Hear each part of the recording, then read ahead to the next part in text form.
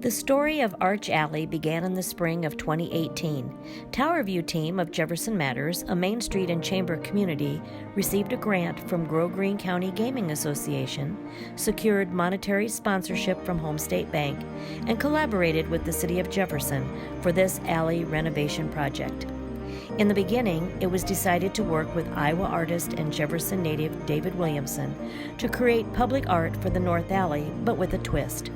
Instead of David designing something for the space alone, he decided to have a series of workshops with adults and students in our community and in Greene County to bring public art to the North Alley that would be created by the public. Tower View team hosted over 50 participants at 5 different drawing workshops with the artist in the beginning of the design process. David also worked with every 4th grader in Greene County and also every 2nd through 5th grader in Peyton-Sheridan School. All of these workshops resulted in the different shapes you see on the castings found on the arches and also the design of the arch tops. The arch tops reflect arches you see in the downtown, but also there is an arch in the middle of the 3 that is totally new and unique and comes from student drawings of their pathways to school. This children's arch also has a series of aluminum cast t-shirts and pants that came from the student workshops. These t-shirts are all unique with different students' pathways to school on them.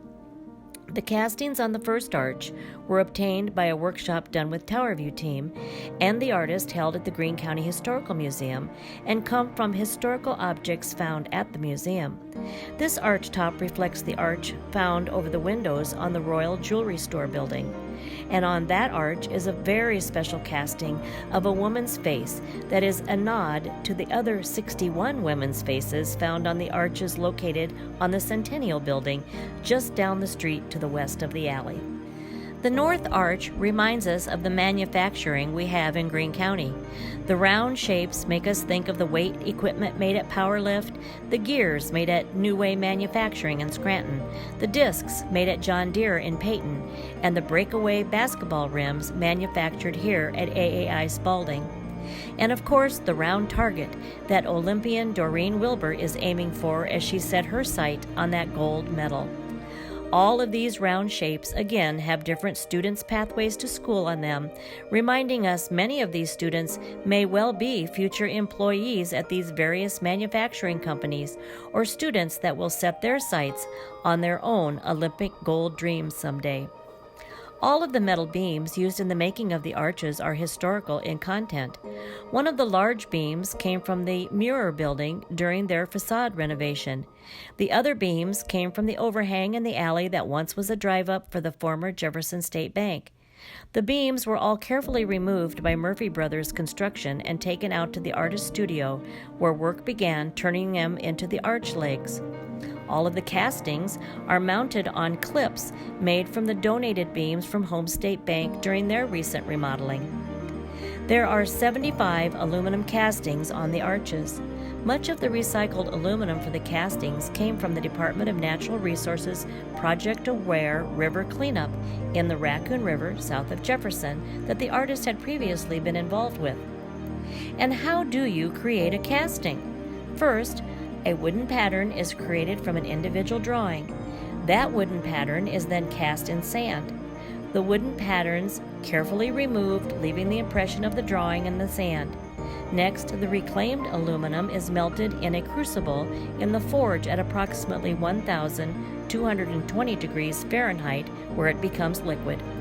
Then the liquid aluminum is poured into the sand cast mold and allowed to cool, then cleaned, buffed, and then attached to the arch frame. Every casting that came from the public drawings were hand-forged by David Williamson and his creative assistant, Mark McGinn. Tower View team and interested people came together for a writing workshop with the artist as well. From that workshop came the poem Arcs, reminding us that it is important to notice and be aware of the pathway we are on, and it is important the word welcome ceases to be just a word, but becomes the way in our community for us to move forward. The stand for Arcs was created out of the Home State Bank beams. The class of 1967, along with a grant from the Greene County Community Foundation, allowed the team to put the community poem on a large bronze plaque in the alley. The class of 1968 donated all of the outdoor seating. This allows for conversational area in the alley, which is what creative placemaking is all about. It is taking an unusable space and turning it into a usable and enjoyable third gathering space with seating and with public art located in downtown. Many people have become a part of the Arch Project, reflecting that public art created by the public happens in Jefferson, Iowa, a place where art and the people that create it are always welcome. Thanks so much for stopping by Arch Alley.